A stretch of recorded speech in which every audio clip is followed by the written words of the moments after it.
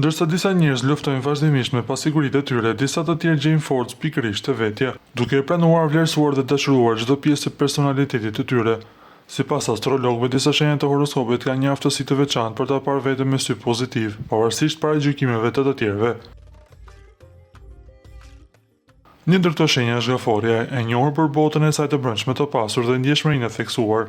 Për shumë njerëz, emocionet e forta mund të perceptohen si një formë topësie, por për këtë shenjë ato janë si një pikë referimi dhe krenarie. Gaforët e konsiderojnë aftësinë për të ndier thellë dhe për të shprehur hapur ndjenjat si një dhuratë, jo si mangësi.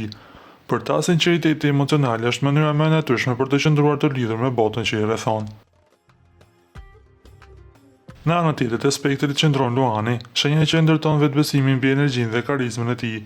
Luanët njihen për qëndrimet e tyre të palëkundur dhe bindjen se janë të lindur për të qenë në qendër të vëmendjes. Për ta, vetëvlerësimi nuk është thjesht një cilësi, është pjesë e identitetit. Ata futen në çdo ambient me bindjen se kanë diçka të veçantë për të dhënë botës dhe rrallë herë e vënë në dyshim këtë. Pikërisht ky besim i fortë i bën të duken si njerëz të pandalshëm.